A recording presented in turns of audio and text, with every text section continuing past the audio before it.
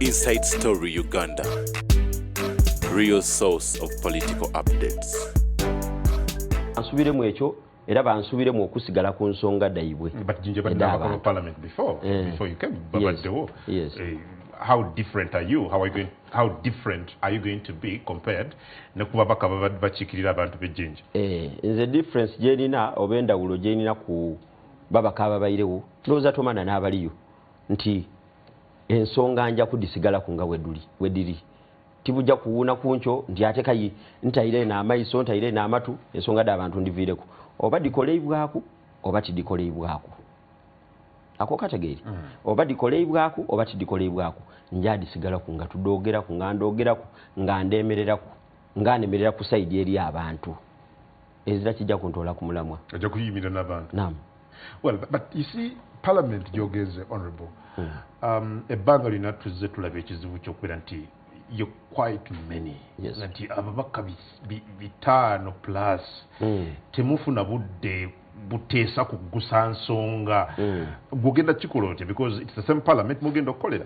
Yes, fine. Namba nene aye ekyo omuntu okuba nga tafunye mukisa guteesa tikiri ku namba nene kyonka.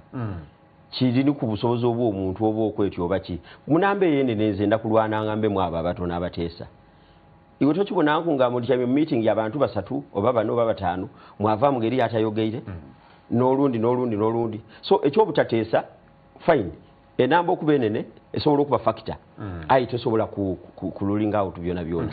Yes, well tusuubire munaku zino ezisooka ekikumi normally twogera ku nnaku ekikumi ezisooka. Yes, sir. Biki ebyenkizo byogenda tutakisira ekisookera ddala munaku ekikumi dino edisooka okutandikira ddala ndowooza olwaleero ndikutwala ino omutawaana waire mbaire mbikola but officially now nditwala ino omutawaana okutegeera neino era mu nsonga edenkulu okusingira ddala mu kitundu kya Jinja North n'enguudo.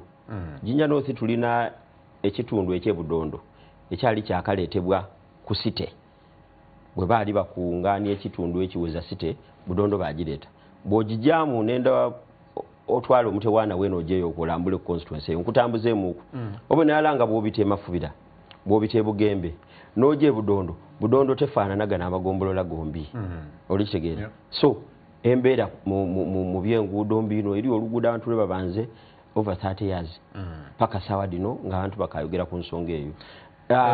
But that honorable kiba kitegeeza nti oyina okukolagana bulungi ne central government ne minister for example avunanyizibwa ku byenguudo. Yes. In terms of lobbying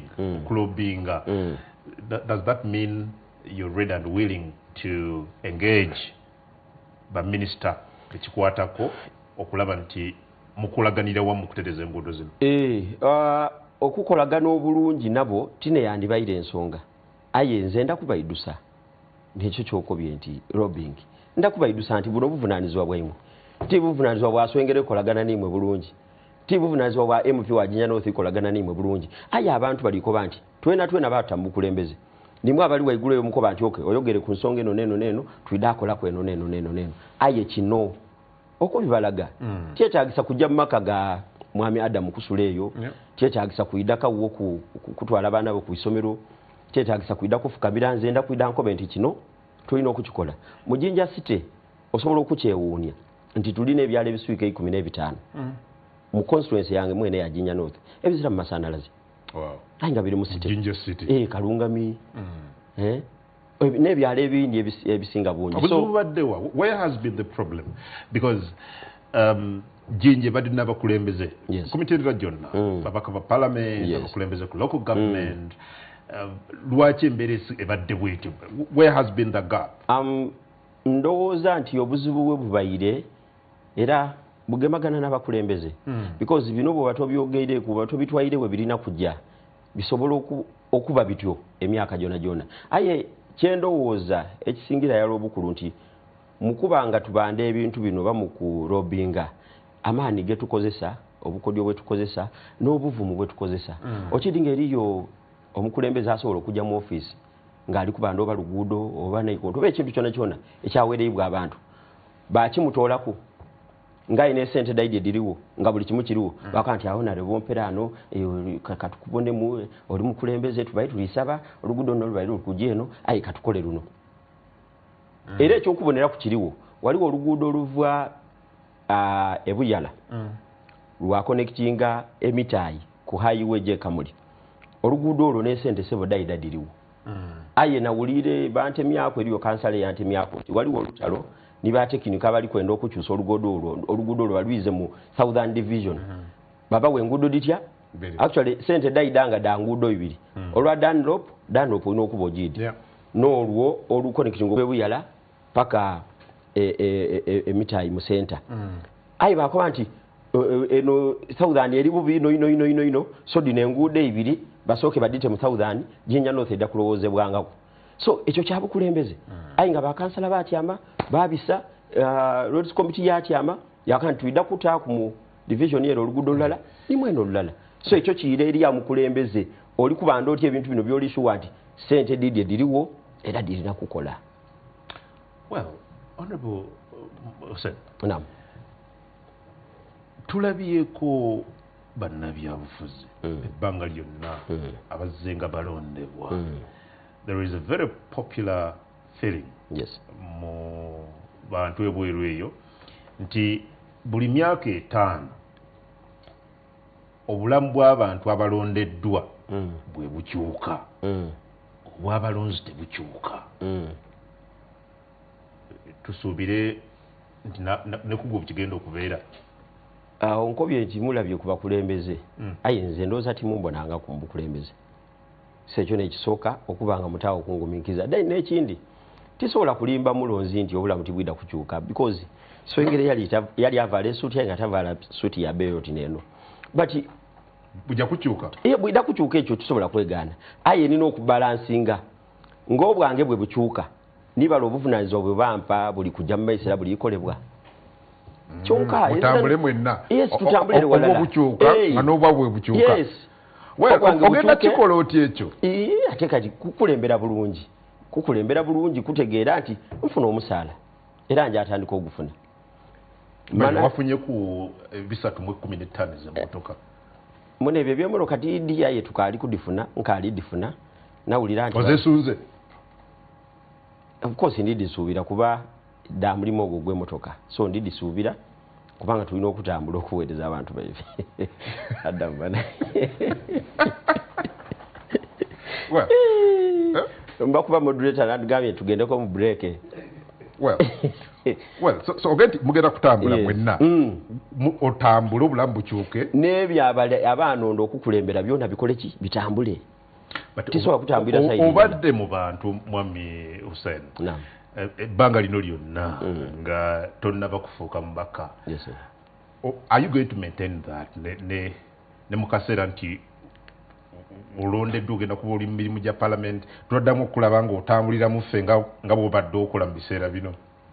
Buti nze okwawukana ku n'abantu abandi nze abantu n'abankoze paka wano wendi emirimu gye mbaire nkola gyona mbaire nkola mu bantu so tisobola kwerabira foundation eyo eri abandi nga baba we balina ekifo kye yalimu nga kyamaani kyamuyamba okutuuka waali maama we niba relatives abandi aye nze purely bantu nze abazaire bange babonebwa for the first time yesterday ayi nga muzeeyi wange awangaalira wakulira awo era waali ayi musaada waitu mirimu n'egyo so wazira ino ng'otoyera okukuba nti Katonda yamusobozesa yandeeta mu nsi aye abantu bangi abangemereku okutuuka wendi nali mu taxi nga nvuga bantu nali mu boda nga nvuga bantu nafumba chapati nga nvuga bantu najja ku radio mpereza bantu n'atandika sikiti sedo bantu n'abadibona butinsuula nti abantu so aliwo oyo omukyala ndakusigala nga ntambula nabo.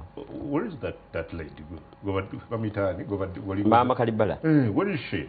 aliyo emirimu giri kutambula era tukola. Ogenda kusigala nga okola emirimu eyo? Yes. Nasigala nga nkola. You have just signed a new contract of 3 years. Ne media gye tukolera. Yes. Kati nina okukola. Oyenda buwune kuncho nti ate MP yamena contract gye yasayininga bamutwale mu ikomera. So tewali kigenda kukyuka nnyo. Skit zobadde ng'okola ezinyumira abantu okkamala ogenda sigala nga okyazikola? Njasigala nga ndikola. Radio? radio na bwe nabanga n'obwire ndakujayo kuba ndi mukama wange yandeta namukoba nti bosi bayante yankati buti ndowooza oli kujja so otusiibulali namukoba nti tiri kujja mukama wange nsaba nsigale nganka ali staff bwe naafunanga obwire nga buliwo kuba adamu obwire buliwo mbaire tiri MPI nga nina emirimu egisuika 5 nzana skill set doli koba nkola ku radio ndogerera emikolo nkola ebivulu I'm a father at home olitegera ndi munamawulire mu bwacha bazinga bwa busoga olowooza ebyo mbaire mbikola ntya so bwe mpibwe bwe yongera kwera buwona ndakubufitinga bwa awazedo ediri mu lunaku tutambule. Well, atulaba ku Sanyuka TV ebifaananyi byola ku screen yo bikutuukako butereevu kuva ku Parliament. Those are live pictures coming from Parliament of Uganda.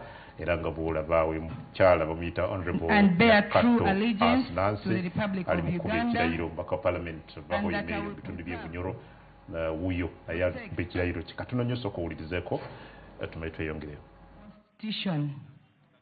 So help me God.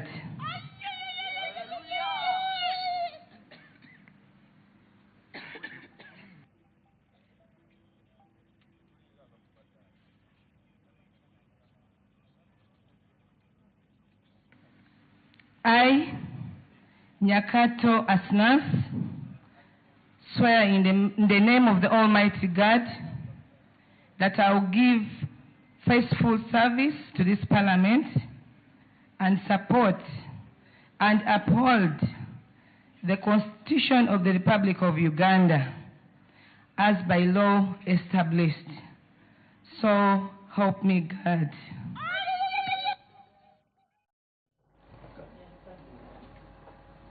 Okay, kale ebyo ebifaananyi bikutuukako kuva mu Parliament tujja kwongera okutuusa akabaka abalala bubaana babalayira throughout the day nkugambire olunaku lwokusatu olw'okulayira ate lusembayo olw'ababaka otubalinenga ennaku z'omwezi 25 kulonda speaker wa Parliament. Well, Honorable Hussein, wali balooza nti Parliament eringa efuukidde eggwanga burden given ebibaweebwa emotoka obukadde 315 omusaala n'allowances ebisava n'ebintu ebirala.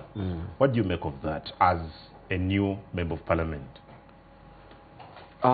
Ebintu bino ebiweebwa ababaka bisobola okuba bingi aye tina ensonga ani abantu abo tina ensonga lwaki tikye basinziirako okuba nti bawulira obusungu ku biweebwa ababaka aye obusungu bwe bawulira buva ku ebyo ebiva mu babaka because omulonzi okukuwa emotoka akizira ku buzibu aye kikyoliijja okukola mu musolo ogwo value for money. Yeah, value for money tibagibona kikyoliijja okukola nga bamaze okutoola omusolo gwe bamukungaanyaku ekagera gwe bamukungaanyaku erukolo gwe bamukungaanyaku ebuwenda gwe bamukungaanyaku emafubira kalinogoga omusolo ogwo bagukuguliramu emotoka okoze eki awo naali ekibuuzo kyonka ekikulu ekiruma abannayuganda abo tiibyo ebibawa ababaka because ni bene babonanga bibagwana so ekibaleetera obusungu ebiva mu ebyo balikiikirwa bulungi so nga ddayo wediri kwogerebwako bali kwemerera ku nsonga y'abantu nti abantu bali kwenda kino adamu awo naava obusungu muganda wange ezitalina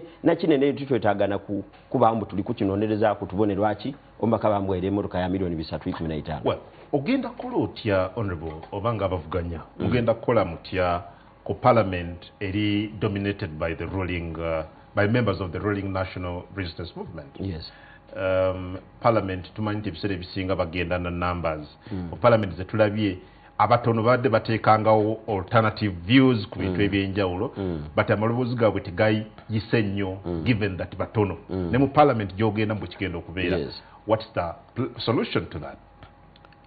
Enamba kituufu tuli batono era basinzira ku namba okuba nti ebyebenda kanko ebyebenda bibita because ebisinga okubita awo abantu abalonzi tibyebenda aye byebenda bibita so solution yekyo yakuba nti aba abatono bemerere ku nsonga okusigala nga bawa abantu eisuubi nti tomana ekiseera kidda kutuuka option zibano de bali kuwa dibenga ditebwa mu nkola nga ditambuliraku so enamba oba ningi oba ife tuli batono abakola kino kyandibaire kiti amalwero gandibaire mu obulezi abaana bandisomye bulungi abantu bandifunya amaadi amayondo kusigala nga twemerera ku nsonga eno nibo osigala mulala nibo osigala mulala iwe oli munamawulire Mandela yatandika olutalo n'abantu bameka lwaki tulwakuba nti yantandise n'aba South Africa bona ayi paka na leero titumucelebratinga naye nga musaada yetu yava nawo so ekikulu tikyanamba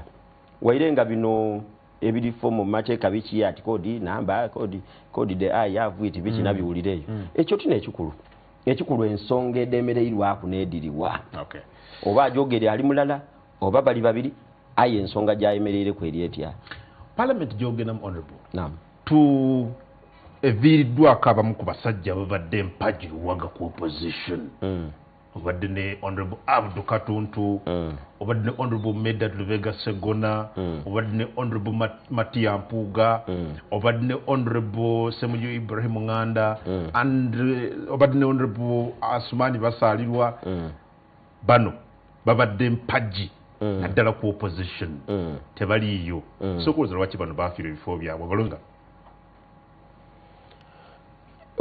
baida kuba misinga ababaali babona ebirungi bye baali bakola but abantu bateraliikirira ino ni bano booli kukoba empaji they were made era bawaayo ebirowoozo okwega omulimu gwe bakola ki gwe baliku baba mpaji empaji olinayo wano mujja mu ngatto z'abasajja bano empaji olinayo wano kungu omuntu bamuzaala atandikira ku ibanga kyokwogera ku myaka emeka katukobe nti mwaka mulala omwana nga atandise okwogera tinekyo bw'atandika okwogera tebamukoba nti baba we ni Adamu yatandikirawo okumwega yayega baba we nti ni Adamu yayega maama we nti ni gundi yayega sengawe bamulaga bakojabe yayega oba n'omuntu akuzaire waliwo time ey'okumwega buti ate parliament ezira bazaalibwa mu parliament eyo so empaji olinayo wano empaji dedo oli kumisinga you have empaji here yes bino ebintu tuidda kwewaayo ndakwewaayo nsobola okuba nga mbyega bwe bitambula yes Asumani Basali yes balungi they are good but we are also here they are good but we have also come since that they are not there we are going to fight so hard okubanga ebifana engaito daibwe to defeatinga muno okusingawo kubanga abo bona boli kwogera will you miss their mentorship of course ate mba missinga nti bazirayo namba ya Asumani ninayo onalba Asumani sorry ninayo bwe mbalina kye kwenda okuntereza mu sobola omukubira bona boli kwogera ku nsobola okujja n'ababuuza nti wano wakolanga otya wano wakolanga babuuza ebirungi ebibi byaibwe ebyo tidda kubibabuuza ova mu art industry yes mu Luganda taite ebeera ki olikwenda okola mu Luganda mu Lusoga ndidi olikwenda ako anti kazanirizi it is okay olikwenda ako anti kazanirizi no just badde ati ogambye nti mu Luganda nako anti olikwenda ako bakazanirizayo otiro kikoba nze kankikobe because ekyo kyendi that is me oli kazanyike yesebo yesebo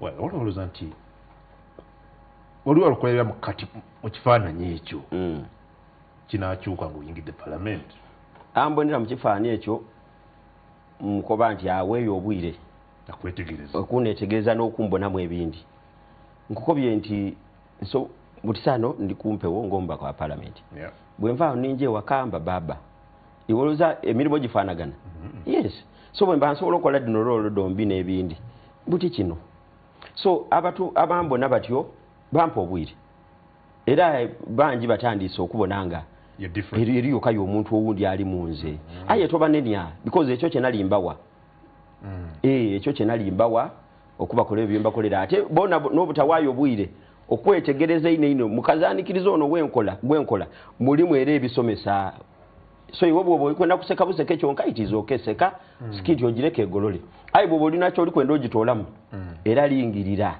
n'eriisa eryogi oyina kutoolamu kyoyegamu era okitambulire kwaye nga kiviire mu sikiti tulaba ebyo bifaananyi bya vaka osobola okubeerabira naawe n'olaba biri live biva ku parliament well honorable Sengere ova mu art industry bano abakusooseeyo performance yaabwe badde etya waliwo balowooza nti it has been a disappointment, they've disappointed abalonzi. I don't know what you think about that. Bogera ku mugenzi kati Katolubwama at some point yagamba nti munonde ngende ndiyeko. Many think he did not perform. Then tulabyeko abalala bavudde mu abayimbi. Again, waliwo debate nene ku performance yaabwe babadde. Generally many think abantu abavudde mu art tebakoze bulungi nnyo to the expectation y'abalonzi baabwe. Gw'onaaba otya ow'enjawulo ku bano betulabye? Abantu abatuufu okubona nga abantu abo tebakoze ekyo kye baali basuubira. Aye ng'otoyere ku obuvunaanyizibwa obutuweebwa nti bw'ofuuka MP, bw'ofuuka meeya, bw'ofuuka kansala, chairperson n'ebindi, bakulaga bino ebiwandiika ku lupapula nti MP akola kino ne kino ne kino ne kino. Wabita muki? Aye ekisingira yali obukolo. Omuntu lwajja mu bukulembeze ye n'aba n'ensonga edidde ng'omuntu. Eri yoyo akoba ati kanje nkole ki? Ndiyeko. Kanje ndiyeko. Eri yoyo akoba nti kanje neetereze. Kuba n'abasinga otuweeyo amagezi balowooza mbalitu amagezi gayamba ayenga mafu. Muna ofune omukisa yaweetereze waka for your future biki n'ebindi bityo. Bati nze ngaswengere. Nze kayeyo tine ndowooza yange. Nze swengere ndikwenda kuleka wano nsonga nti erina lya swengere, erina lya Muyonjo Hussein. Bw'obanga oli kulyogera ku nsonga d'abuweereza. Mu nsonga d'akutambulira ku nsonga d'abantu n'erisooka okulukalala. So birebidi bisobola okwidda oba obutayidaayo ekyo. Parliament ekoze etya eri mu kufundikira y'ekumi in your view? How would you rate it in just 2 lines? Ndowooza wonsinga kukayo obukugumu ekyo oli munamawulire. No, because you've been observing. Your constituency osobola okutegeera Parliament bwekuwulire. Honorable Sen, yes. Oli munamawulire naawe. Era badde ogoberera ebadde bigenda maaso mu Parliament.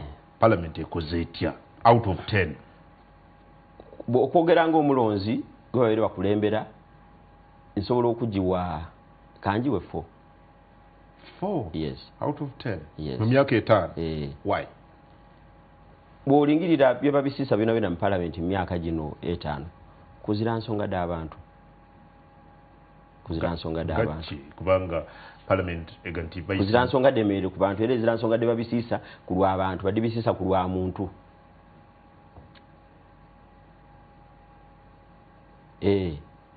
Era nguli National Unity Platform yali ezira mu Parliament yomu kayibandi bayina mu 1 oba 2.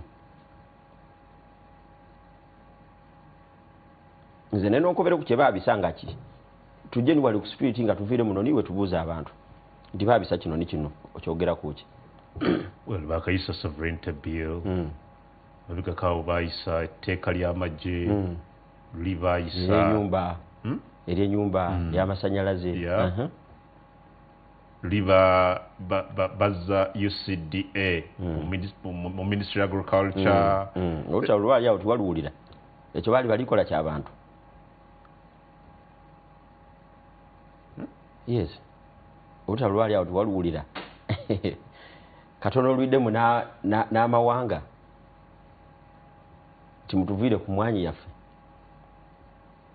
katono olugera mu layini eyo era nga avayo batali mu amaanyi bw'oyogera bakwati iwe mwanya okudogera ko didi kuki. Would you therefore say that well atulaba Honorable Mwadanku Nyingi ku screen yo mubaka wa Parliament wa Kyaddondo East munakibiina kya NUP abadde minister w'ekisiikirize w'ensonga za foreign affairs ku ludda oluvuganya mu Parliament yefundikira haki yazizaze nayo. Yes, ebifaananyi bijja kusigala ng'obiraba ne ku mikutu gyaffe egy'enjawulo era nga bw'olaba oluuyi olwo. So will you therefore describe Parliament a Fuluma as a disappointment to Uganda? Yes, ebo. Kati anti awe sitegeera. Mugire mu mbeera y'emu mugenda enjawulo egenda kuvaawo ekyo sikitegeererako ddala. Endawulo weejo okuva kyova bona nkukobye. Kubanga namba zammwe zisigadde zeezimu oba n'okukenderako. Actually ekibiina kyo namba zaakendedde n'okendera. Kyova bona nkubye. Ekyokubiri be muyingizaayo bapya nnyo kiri kyenkabi ku mutindo. You need a lot of time okuyiga. Ayingirayo ku Parliament nga mukadde njagala omumbuulire nti ono baaja okumulonda okufuuka member of Parliament yali abayire nenda omunkobereko ekyo tikyawo okwokidi buli ajayo nga muyaka yafukireyo waka byolwe byali kukola n'ensonga dali kwemererako era kyova obona nkobye nti nguliti yali National Unity Platform wansi w'obukulembeze obulungi obwa Lope wife Honorable Joel Ssenyonyi bandi bayire mu wanu. Well, how about opposition? Yo yakoze mu parliament yeyo. Of course bwendogera ku Joel Ssenyonyi bona babali omu opposition. Waire mu era mulimu ababakolera yebindi ebitali ebyo. Yeah. Waliwo nti executive etulidde nnyo emirimu gya mu parliament ezifundikidde. Do you share the same school of thought? Yeah, nakiwuliraku era ensonga eyebonebwa no yataidde ebintu bitambula ku parliament eyebonebwa nti executive olwa okuba nti yona yawamba obuyinza bwa parliament ng'otwere kayidire parliament edibise kaye no kiswise nti kyatuuka ni ku level nti member of parliament ekitibwa ife kyetumubonamu kayibaletibwe bamubonamu nange mu mbeera eyo nti alina okujja ni bwaba alina omulimu gwali kukola alina okujja waba alina okuba ni wafukamiraku alina okuba ni wanaaza ebintu alina okuba ni wayanula engoye obwire nga buzibye maasobola okufuna ekyo. Ekyo munkola ntu ngenda mukumbula honorable but I expected gwe nawe okuva kwegwanyiza ekifo ky'obwa speaker wa parliament that you have not done. Why? Ekisooka kino ekifo okusingira erala ebirowoozo byakyo biviirala ku pate not an individual. Okay. Nze nina pate mweva tiri wa independent. So pate ereetaani? Ekyo kidi pate idatukobera. You don't know up to now? Baida bakobera. Ate bagambye tulonda leero. Wakyaliyo? Yes, wakyaliyo obudde. Wali yeetaazaani okuba speaker wa parliament mwogenda? Pate gwe nangamba. Well, as we speak, aba NRM bo amannya agawerako gaavuddeyo ne mu opposition mwine honorable Mao yeri mu kulinnya eryavuddeyo. Ate opposition tulina Mao atya naawereka musajja wange leka president wa DP? Hapana si opposition DP erenka eri abadada baife oba DP eno ene eyabatembeyi kwa tulina DP entuufu eyasookawo era tubawa ekitiibwa ayi tulina ene yaba nanti badde mbala nti NRM waliwo abeegwanyiza bavuddeyo ne mu opposition tulabayo owa DP honorable Mao at least amanya weegali ani gwolaba ku bano if you had an opportunity nga ekibiina kyo tugeze tekireese muntu ayi nti ebyo byapate ye NRM no inayo Mao si wa NRM oba ebintu obibona otya TD wasembayo oli okuwulira mwami Mao ng'ayogera nejjo namulabye okuwogera wasembayo oli omuwulira ng'ayogera ku ki kyona yabadde n'akabaga yayogera eki byayogera ebyopposition oba bya DPL okuleka neyaba political merchandise.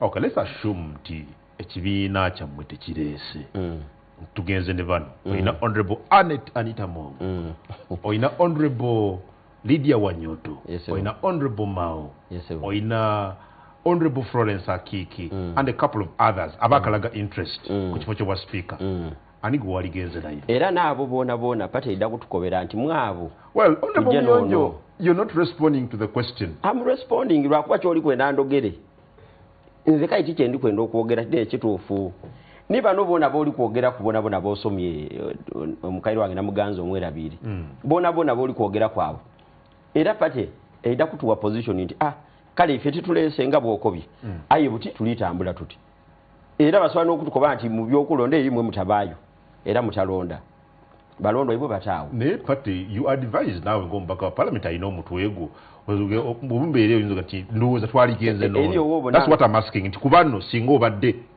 gwe nga totulidde ekibiina ani gwolowooza gwe waligenze naye anti okobye nti nsobola okuadvisinga but eriyo woobona nga pate position gyekuwaire it is already an advice nga you don't need again to advise them. Well, atulaba katunye ku mazzi katono tujje tufundikire enteekateeka y'olunaku olwaleero. Morning Express betubeera nga tukufuna bulungi nnyo olunaku olwaleero ndowooza osobola okufuna essimu nga 2 producer wabakkiriza but abasindise obubaka wano banjiko kansoke mbayite mu katono.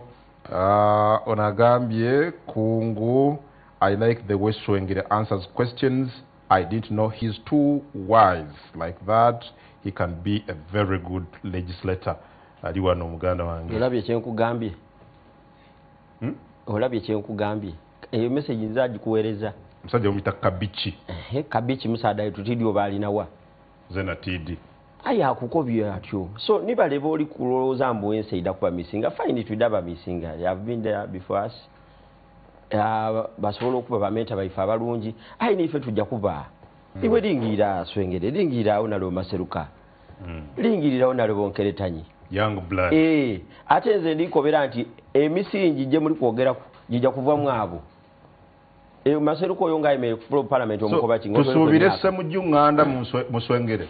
Sebo. Tusubire Honorable Mpuga mu Swengere. Ate kayize kyangu nayo. Tusubire Honorable Medad mu Swengere. Soko komawo. Tisobola kuba Mpuga ekambese muju. Ocyanguya na bulungi. Nze kayo okuba Honorable Semuju kyangu ino. Ojirwaki? Honorable Semuju yava mawuli.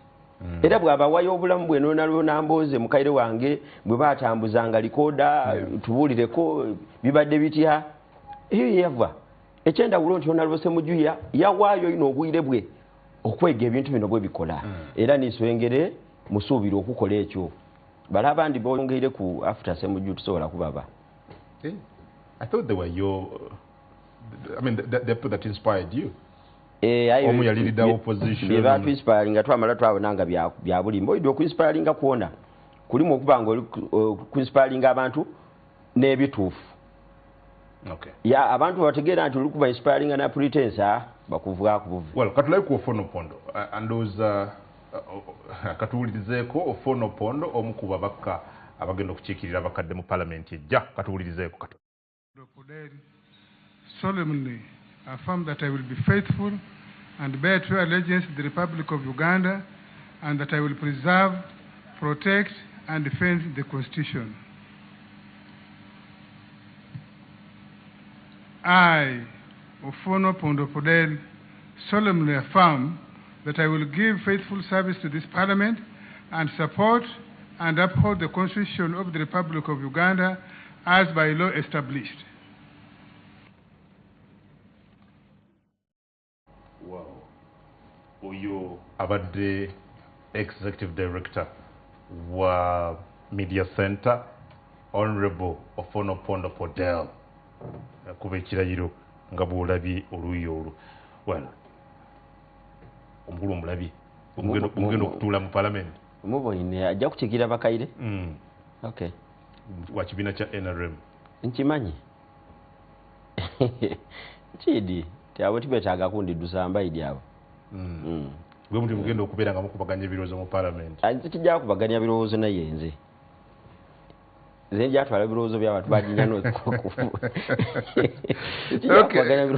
Well, kajogere sobe kuvaka onangambye Kongo wasizotya webalejo okukyaza omubaka wange Honorable Hussein Ibanda Muyonjo Alias Swengere era tumugobero ye mbaka agenda okukyusa okunyulula Jinja North okuva mu kinnya kyerimu ate oyo omusajja wa kigambo kye kyatakole takyogera era teyeyama kyatakole agambye wano ye owekitiibwa Kabi Muzaffaru Issa Abirye agoberera. Okay, webale nnyo owekitiibwa. Okay, mwenda ino. Nagenda bira Honorable Swengere bwe mulaba era bwe namulabye nasanyuse nnyo ye Charles Mugenyi Smart agoberera n'abalala konfidence mu ndoza bbiri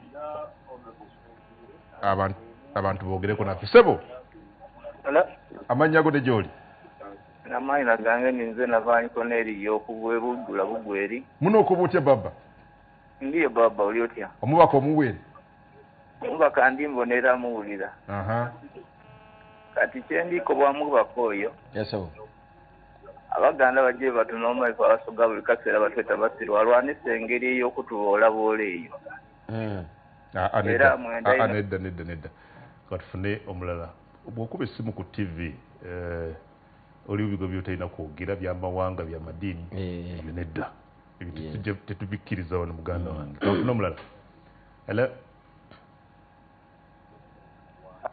sebo hello okay funeyo sebo mwami kongo kulamusinza sebo kale saba amanya go ne gyoli amanya Lubega wane maya yes mwami Lubega Honorable Busulwa John akutumiddeko nnyo okay kakati sebo